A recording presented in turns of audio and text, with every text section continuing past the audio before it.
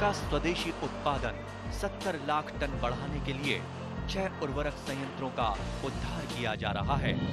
FCIL के गोरखपुर, सिंदरी, तलचर और रामागुंडम संयंत्र, HFCL की बरौनी इकाई और BVFCL की नामरू फोर्थ। सोने पर सुहागा ये है कि देश में अब बनेगा सिर्फ नीम लेपित यूरिया, क्योंकि इससे होगा किसानों का फायदा ही फायदा। अनाज का उत्पादन 10% तक बढ़ेगा। बढ़ेगी 10 से 15% नाइट्रोजन क्षमता।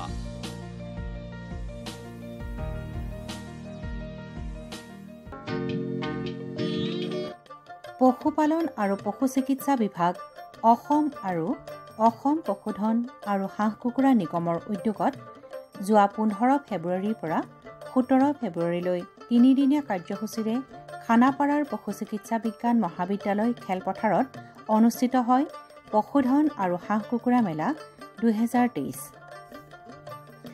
15 ফেব্ৰুৱাৰীৰ দিনা এই মেলা উদ্বোধন কৰে অসম চৰকাৰৰ পশুপালন মন্ত্ৰী অতুল বৰাই। মেলাৰ লগত সংগতি ৰাখি অনুষ্ঠিত প্ৰদৰ্শনীত অসম কৃষি বিশ্ববিদ্যালয়, পশুপালন বিভাগ, কৃষি, উদ্যান শস্য আৰু মীন বিভাগৰ লগতে বিভিন্ন গোট পশুপালক আদিয়ে অংশগ্ৰহণ কৰে। অসম কৃষি বিশ্ববিদ্যালয়ৰ বিপণীত বিভিন্ন পুস্তিকা, প্ৰযুক্তি আদিৰ লগতে গৱেষণা কেন্দ্ৰসমূহত উৎপাদিত সামগ্ৰী প্ৰদৰ্শন আৰু বিক্ৰীৰ ব্যৱস্থা কৰে। এই বিষয়ে হেকেৰাবাৰীস্থিত পশুধন গৱেষণা কেন্দ্ৰ মন্দিৰৰ সহকাৰী অধ্যাপিকা ডক্টৰ ডিম্পী চৌধুৰীয়ে এনেদৰে কয়। আজি আমি হেকেৰাৰ পৰা তাতে যোনবোৰ আমাৰ BB380 আমাৰ প্ৰজাতি হাঁহবোৰ মানে কুকুৰাবোৰ আছে, তাৰে আমাৰ উৎপাদিত আমাৰ ব্ৰাউন চেল এগছ সেইবোৰ আনিছোঁ। তাৰ লগতে মহৰ দৈ, মহৰ ক্ৰীম আৰু গাহৰিৰ মাংস, আমি তাৰ লগত তিল সেইবোৰ আনিছোঁ। আৰু দামবিলাক কেনেকুৱা আপোনালোকৰ? মহৰ দৈটো আমাৰ 1 লিটাৰৰ হয়, যোনটো আমি 200 টকাকৈ বিক্ৰী কৰি আছোঁ, আৰু 1 ডজন যোনটো ব্ৰাউন চেল এগছ সেইটো 100 টকাকৈ। আৰু মানুহৰ মানে সঁহাৰিটো কেনেকুৱা পাইছে? মানে আগ্ৰহ দেখুৱাইছেনে? ভাল, বহুতখিনি মানে বিক্ৰী হৈছে। আমি যোনটো দেখিছোঁ ভালেখিনি মানুহে আগবাঢ়ি আহিছে এইটো কিনিবলৈ। মানে হোপফুলি এইটো আগলৈ আৰু আহিব, আৰু 2 দিন আছে যিহেতু।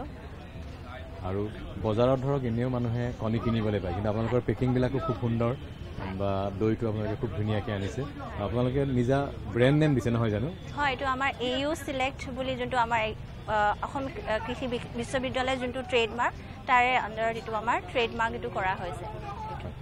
আৰু বজাৰত ধৰক য'তে ত'তে আমি কিনিবলৈ পোৱা যিবিলাক কণী বা দৈ থাকে, তাতকৈ মানে আপোনালোকৰ সামগ্ৰীখিনি কোন ক্ষেত্ৰত পৃথক?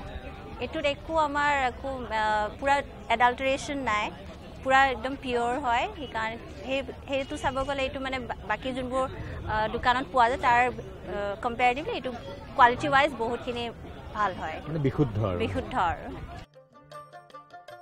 প্ৰদৰ্শনীত প্ৰদৰ্শিত প্ৰযুক্তি সম্পৰ্কে খানাপাৰাৰ পশু চিকিৎসা বিজ্ঞান মহাবিদ্যালয়ৰ পশুধন পাম বিভাগৰ মুৰব্বী অধ্যাপক ডক্টৰ জ্যোতিপ্ৰসাদ বৰদলৈয়ে এনেদৰে কয়। পশু আৰু পল্ট্ৰি যিটো শ্ব' পাতিছে আমাৰ কলেজৰ হৈ আমি ইয়াতে ভাগ লৈছোঁ, আৰু সেই হৈ আমি ষ্টল ইয়াতে দিছোঁ, আৰু ইয়াতে বিভিন্ন ধৰণৰ আমাৰ প্ৰডাক্ট প্লাছ শিক্ষামূলক কিছুমান আমি কথা শিকাই আছোঁ।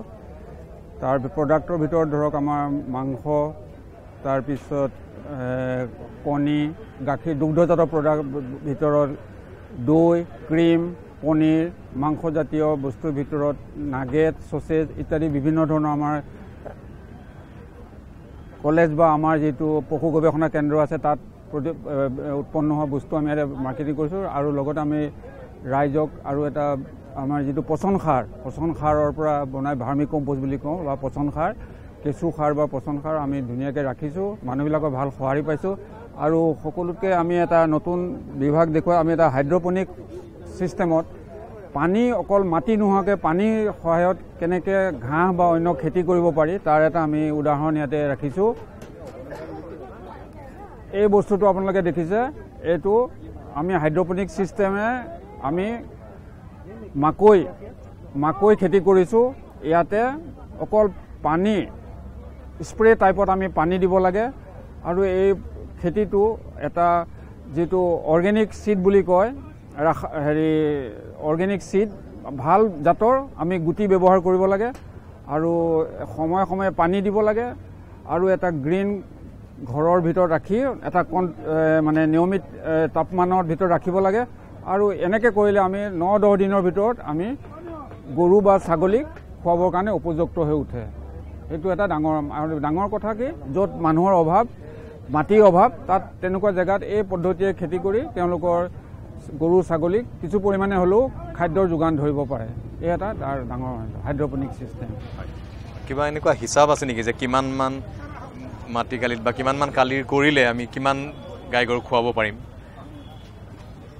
সেইটো প্লেনটো কিমান ডাঙৰ হেতুৰ ওপৰত নিৰ্ভৰ কৰিব আৰু এজনী গায়ক হওক বা ছাগলী হওক কিমান পৰিমাণৰ খাদ্য লাগে সেইমতে আমি প্ৰডাকশ্যন কৰিব তাৰ ওপৰত ভিত্তি কৰি আমাৰ দৈনন্দিন যিটো আমাৰ হেৰি থাকে প্ৰয়োজনীয়তা থাকে সেইমতে আমি ইউনিটটো সৰু ডাঙৰ কৰি পেলাই চলিব পাৰোঁ অসম কৃষি বিশ্ববিদ্যালয়ে 2022 বৰ্ষৰ 18 আগষ্টৰ পৰা আৰম্ভ কৰিছে মুক্ত আৰু দূৰৱৰ্তী শিক্ষা পাঠ্যক্ৰম ইয়ে যথেষ্ট পৰিমাণে উপকৃত কৰিছে পশুপালনৰ বাবে আগ্ৰহী লোকক এই বিষয়ে সঞ্চালক ডক্টৰ ৰমণীকান্ত ঠাকুৰীয়াই এনেদৰে কয় অসম কৃষি বিশ্ববিদ্যালয় শেহতীয়াভাৱে এটা নতুন সংযোজন যেটো মুক্ত আৰু দূৰ শিক্ষা আৰু আমাৰ যেটো এটা অতিমাৰী হৈ গ'ল কোভিড অতিমাৰী হৈ গ'ল তাৰ পিছতে এই বিষয়টো যথেষ্ট প্ৰাসংগিক হৈছে আৰু সেই প্ৰাসংগিকতাৰে অসম বিশ্ববিদ্যালয় যোৱা 18 আগষ্টৰ পৰা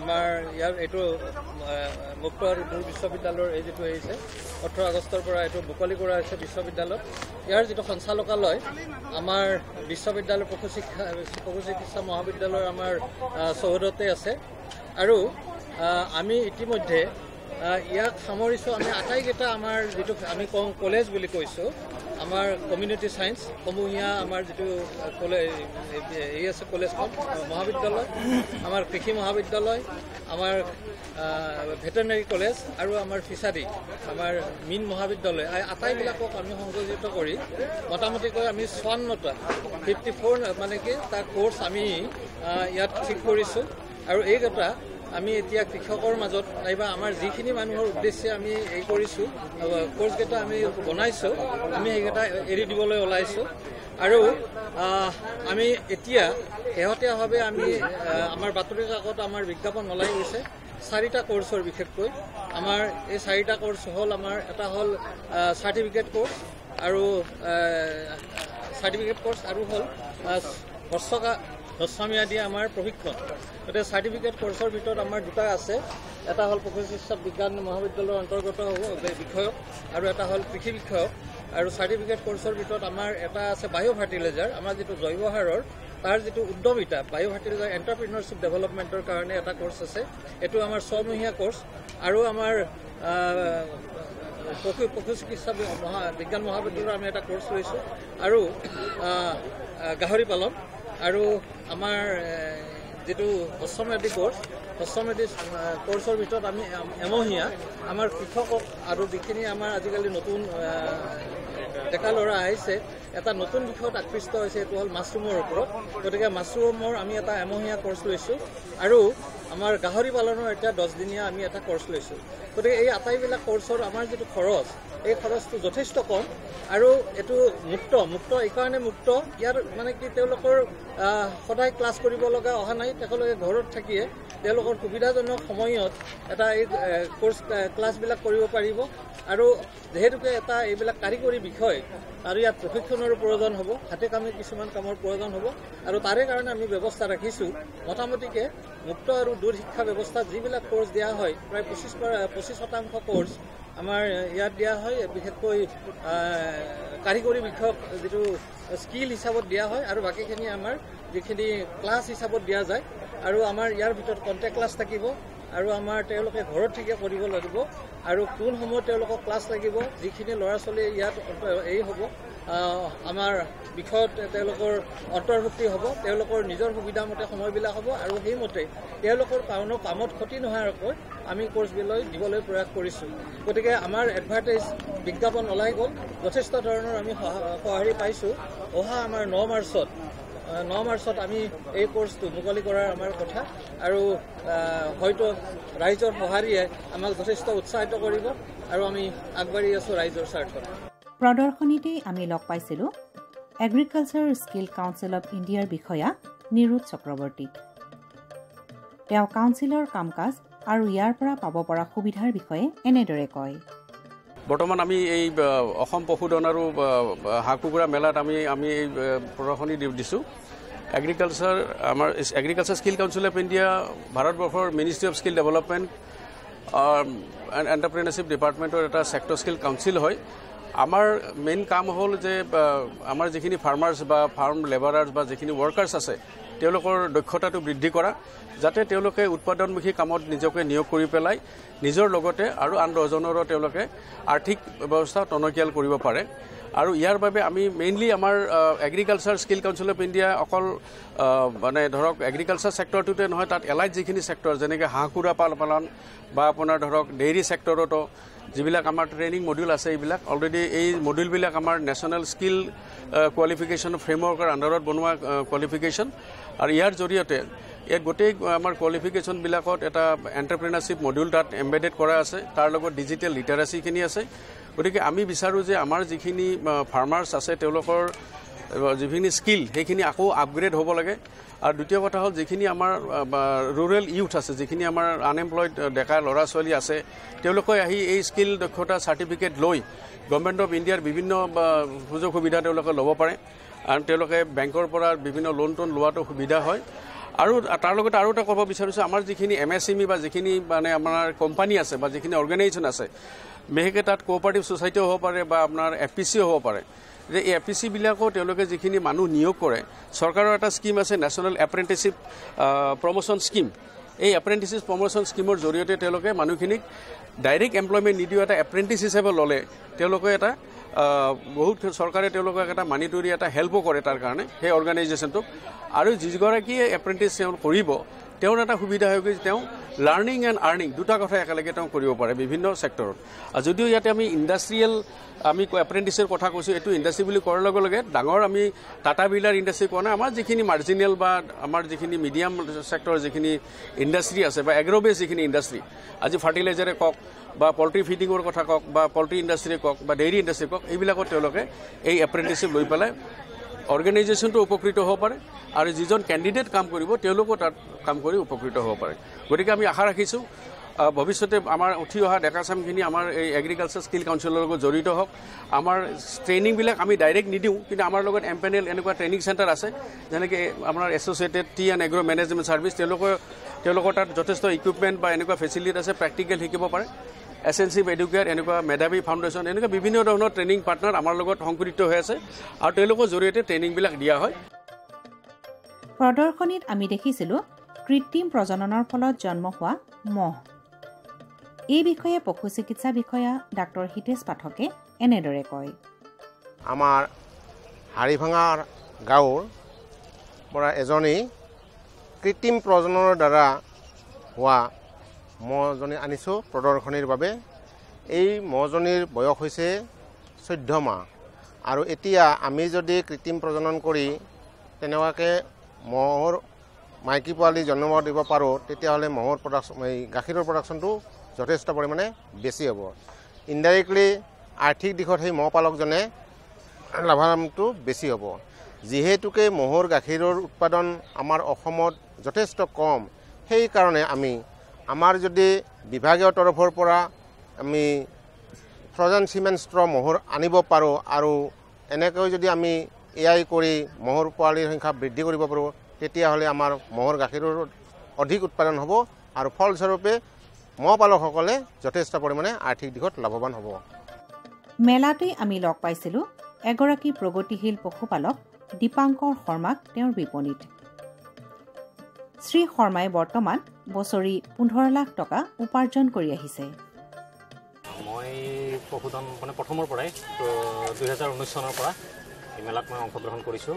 আৰু আপুনি শ্ৰেষ্ঠ পশুপালকৰ বঁটাও পাইছে? হয় হয়, 2019 চনৰ যি পশুধন মেলা হৈছিল তাত মই শ্ৰেষ্ঠ বঁটা পাইছিলোঁ। আপুনি নগদ ধনো লাভ কৰিছে নহয়? হয় হয়, নগদ ধন কৰিছিলোঁ। মই 3টা পুৰস্কাৰ পাইছিলোঁ তাত। মানে নগদ ধন আপুনি কিমান পাইছিলে? মই 1 লাখ টকা পাইছিলোঁ। হয়। এই পশুধন আৰু হাঁহ কুকুৰা মেলাই আপোনাক মানে কেনেধৰণে অনুপ্ৰাণিত কৰিছে বা সহায় কৰিছে? বজাৰৰ ক্ষেত্ৰত যথেষ্ট সহায় কৰিছে। এই মেলাৰ জৰিয়তে আমি কাষ্টমাৰখিনি পোৱাত সুবিধা হৈছে। অসমৰ প্ৰত্যেকখন ঠাইৰে মানুহ আমি পাইছোঁ, লগ পাইছোঁ। গতিকে ব্যৱসায় দিশত সুবিধা হৈছে যথেষ্ট। আৰু আপুনি ছাগলী যোগানো ধৰিব পাৰে নহয় জানো? হয়, নিশ্চয় ছাগলী যোগান ধৰোঁ। আপোনাৰ নিজৰ উৎপাদনেৰে আপুনি বছৰি কিমানমান ছাগলী যোগান ধৰিব পাৰে? আনুমানিক 500মান হৈ যায়। 500মান হৈ যায়। আৰু আপোনাৰ গোটেইখিনি চাগে বিক্ৰী হয় ন? যিমান হয়, বিক্ৰী হয়। তাৰ ভিতৰত চাগে বুক হৈ থাকে নেকি? নিশ্চয় বুক হয়, নিশ্চয় বুক হৈ থাকে। আৰু ছাগলীবিলাকৰ আনুমানিক কি দামত বিক্ৰী কৰে? এতিয়া বাহিৰৰ যিবিলাক আমাৰ জাতৰ হয়, আমাৰ যমুনাপুৰী বা বিটেল এনেকুৱা ধৰণৰ যিবিলাক হয়, সেইবিলাক আমি 6 মাহৰ পৰা 9 মাহৰ ভিতৰত সেইখিনি আমি হাইয়েষ্টটো 20-22 হাজাৰ টকাৰ ভিতৰত বিক্ৰী কৰোঁ। আৰু আমাৰ যিবিলাক ক্ৰছবিড হয় সেইবিলাকৰ দামটো কম থাকে, 11-12 হাজাৰ টকা। লোকেলবিলাকৰ আকৌ কম হয়। মানে বজাৰখনৰ যথেষ্ট চাহিদা আছে নহয় জানো? নিশ্চয় আছে, নিশ্চয় আছে। এতিয়া আমাৰ বজাৰত মানে কি আমাৰ অসমত বাহিৰৰ পৰা ছাগলী আহি আছে, গাহৰি আহি আছে। আমাৰ উৎপাদন কিন্তু তেনেকুৱাভাৱে হোৱা নাই, সেইকাৰণে আহি আছে। আমি মানে সততে কৈ থাকোঁ যে আমি মানে এইবিলাক অহাটো বন্ধ কৰিব লাগে। আমাৰ যদি উৎপাদন নাথাকে আমি বন্ধ কেনেকৈ কৰিম? খোৱাটোতো খাব লাগিব। তো খোৱাৰ কাৰণে বাহিৰৰ পৰা আহিব, এইটো মানে হেৰি কৰি পেলাই লাভ নাই। যদি সেইটো বন্ধ কৰিব লগা হয় তেতিয়াহ'লে আমি আমাৰ নিজৰ উৎপাদন বঢ়াব লাগিব। আমাৰ যিসকল মানে শিক্ষিত যুৱক যুৱতী আছে এই ক্ষেত্ৰখনলৈ আগবাঢ়ি আহক। বাহিৰত মানে চাকৰি কৰিব যোৱাৰ প্ৰয়োজন নাই। যদি এইখন ক্ষেত্ৰত যদি আমি আমাৰ কৰ্মভূমি বুলি ভাবি পেলাই ধৰোঁ তেতিয়াহ'লে আমি নিশ্চয় উপকৃত হ'ব পাৰিম। আৰু আপুনি নিশ্চয় আন কাৰোবাক সংস্থাপনো দিছে নহয় জানো? যিহেতু আপোনাৰ ফাৰ্ম ডাঙৰ হৈ আহিছে। হয় হয় হয়। আপুনি কিমানজন লোকক সংস্থাপন? মোৰ ফাৰ্মত এতিয়ালৈকে 7জনমান মানুহ আছে। হয়। আৰু ডেইলি হিচাপত মানে তেনেকৈ মানে পাৰ্ট টাইম যি লাগে তেনেকৈ আমি আৰু আনো, 2-4জন আৰু আনো। হয়। বছৰি আপোনাৰ মানে উপাৰ্জন বুলি ক'লে কিমানমান হ'ব পাৰে? এপ্ৰক্সিমেট 15-20 মানৰ ভিতৰত থাকি যায়। ইয়াৰ পাছত আমি উপস্থিত হৈছিলোঁ গোলাঘাট জিলা পশুপালন বিভাগৰ বিপণীত। গোলাঘাট জিলাৰ পশুপালন বিভাগৰ কাম কাজৰ বিষয়ে পশু চিকিৎসা বিষয়া ডাক্তৰ যোগেশ্বৰ বড়িয়ে এনেদৰে কয়। বিভিন্ন প্ৰজাতি আমাৰ লগত পল্ট্ৰি বাৰ্ডছ আছে, RIR আছে, পাৰ্টি আছে, কড়কনাথ আছে, ইফালে আছে আপোনাৰ হাঁহৰ বেলেগ বেলেগ ভেৰাইটি আছে, গিনি ফাউল আছে, টাৰ্কি আছে, ইণ্ডিয়ান ৰানাৰ আছে, আমাৰ অসমৰ থলুৱা জাত পাতিদাক আছে, অসমৰ থলুৱা কুকুৰা মিৰি বাৰ্ডছ আছে। তো এইখিনি আমাৰ মেইন এক্সিবিট। এই যিখিনি কুকুৰাৰ জাতৰ কথা ক'লে, আমাৰ থলুৱা জাততকৈ ইহঁতৰ উৎপাদন কিমান গুণমান বেছি বা কি ক্ষেত্ৰত লাভজনক? থলুৱা জাততকৈ আমাৰ কিছুমান বৰ্ণসংকৰ আছে বা উন্নত প্ৰজাতিৰ আছে। ছাপ'জ RIR বা আমাৰ আছে কামৰূপা আৰু কড়কনাথ। তেওঁলোকৰ উৎপাদন ক্ষমতা আমাৰ থলুৱা জাততকৈ বহুগুণে বেছি। তেওঁলোকৰ মাংস আৰু কণী দুয়োটা উদ্দেশ্যৰ কাৰণে আমি পোহপাল দিব পাৰোঁ। তো এনে আমাৰ লোকেল বাৰ্ডছ 6 মান্থছত 1 কেজি হয়, সিহঁতৰ 6 মান্থছত এৰাউণ্ড 2.5-3 কেজি তেনেকুৱালৈকে হয়। আৰু কণী পৰা ক্ষমতাও খুব বেছি 250 মান হয়, য'ত নেকি আমাৰ লোকেল বাৰ্ডছ মেৰি বাৰ্ডছৰ 70 eggs per year হয়। মানে বাণিজ্যিকভাৱে বেছি লাভজনক? বাণিজ্যিকভাৱে বেছি লাভজনক। আৰু ইয়াৰ উপৰি আমি জানিব বিচাৰিছোঁ যে গোলাঘাট জিলাই নুমলীগড় ৰিফাইনাৰী লিমিটেডৰ লগতো যৌথভাৱে কিছুমান কাম কৰি আছে নহয়? এই বিষয়ে অকণমান ক'ব। আমি প্ৰায় 2017-18 চনৰ মানৰ পৰাই আমি নুমলীগড় শোধনাগাৰ যিটো CSR বুলি কয়, কৰ্পৰেট ছ'চিয়েল ৰেছপনচিবিলিটি, এই শিতানৰ অধীনত আমি এখন গাঁৱত কিছুমান হিতাধিকাৰী চিলেক্ট কৰি আমি বিভিন্ন ধৰণৰ লাইভষ্টক ফাৰ্মিঙৰ ক্ষেত্ৰত আমি সাহায্য প্ৰদান কৰিছোঁ। গটাৰীয়ে হওক, পিগাৰীয়ে হওক বা পল্ট্ৰিয়ে হওক। আৰু লগতে আমি প্ৰায় 15খনমান গাঁৱত CSR ফাণ্ডৰ পৰা আমি হেল্থ কেম্প বা চিকিৎসা শিবিৰ আমি অনুষ্ঠিত কৰিছোঁ। আৰু এই ক্ষেত্ৰত আমাক CSRে এই গাঁৱৰ এই মানুহখিনিক উন্নতিৰ কাৰণে যথেষ্ট সহায় কৰি আহিছে। ইয়াৰ উপৰিও গোলাঘাটত যিটো Assam milk meat and egg mission, ইয়াৰো কিছু কাম কাজ হৈ আছে নহয়? হয়। আৰু CMS গাই যিটো মুখ্যমন্ত্ৰীৰ সমগ্ৰ গ্ৰাম্য উন্নয়ন যোজনা সেইটো আমাৰ গোলাঘাট জিলাতে চলি আছে, বোকাখাটত চলি আছে। আৰু যিটো মাংস, কণী আৰু গাখীৰ উৎপাদন সেইটোও আমাৰ গোলাঘাট জিলাত কিছু কিছু ঠাইত চলি আছে। লগতে এপাৰ্ট যিটো আমাৰ ৱৰ্ল্ড বেংকৰ যিটো প্ৰজেক্ট, বিশ্ব বেংকৰ এপাৰ্টৰ আণ্ডাৰটো পিক ভেলু চেইন আৰু মিল্ক ভেলু চেইনৰ কাম আমাৰ চলি আছে। জিলাখনত ৰূপায়িত হোৱা মুখ্যমন্ত্ৰী সমগ্ৰ গ্ৰাম্য উন্নয়ন যোজনাৰ পশুপালন ভিত্তিক কাম কাজৰ বিষয়ে ডাক্তৰ দেৱব্ৰত ফুকনে এনেদৰে কয়। CMS গাই আণ্ডাৰ যিটো স্কিমৰ আণ্ডাৰ আপোনাৰ বোকাখাট LACত 4,500 বেনিফিচিয়াৰী বা হিতাধিকাৰী লাভৱান হৈছে আৰু 450টা গোট বান্ধি দিয়া হৈছে। প্ৰত্যেক গোটতে 10জনকৈ মেম্বাৰ থাকে। তাতে তাৰ আণ্ডাৰত 10খন ডেইৰী ফাৰ্ম, 40খন গোট ফাৰ্ম, আপোনাৰ 150 বা 150খন পল্ট্ৰি ফাৰ্ম আৰু 250খন পিগাৰী ফাৰ্মৰ কাৰণে মানে আমাক ফাইনেন্সিয়েল এইড দিয়া হৈছে হিতাধিকাৰীসকলক। মেলাত প্ৰতিদিনেই আগ্ৰহী লোকে ভিৰ কৰে।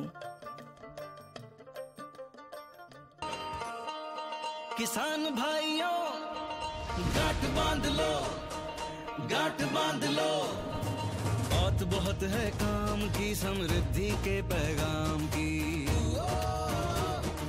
मिट्टी के मिजाज को समझो, मिट्टी के हर राज को समझो, मिट्टी की तुम जांच कराओ, मुफ्त सॉइल हेल्थ कार्ड ले जाओ। कभी मुनासिब बीज लगाओ, सही किस्म की खाद ले आओ, जितनी जरूरी उतनी डालो, सही मात्रा खुद पहचानो, इसको अपना मंत्र बना लो, मिट्टी की सेहत तो जानो। बात बहुत है काम की, कम लागत अधिक वरदान की। किसान भाइयों गांठ बांध लो, आज ही मिट्टी की जांच कराएं, राज्य सरकार के कृषि अधिकारी से संपर्क करें और मुफ्त में सॉइल हेल्थ कार्ड पाएं। कृषि और किसान कल्याण मंत्रालय द्वारा किसान हित में কৃষকসকলৰ বিভিন্ন সমস্যাৰ সমাধানৰ লগতে শেহতীয়া প্ৰযুক্তি আৰু প্ৰয়োজনীয় আনুষংগিক দিশৰ বিষয়ে জানিবৰ বাবে চাবলৈ নাপাহৰিব কৃষি দৰ্শন। প্ৰচাৰিত হয় প্ৰতি সোমবাৰৰ পৰা শুকুৰবাৰলৈ সন্ধিয়া 5:30 বজাৰ পৰা 6 বজালৈ।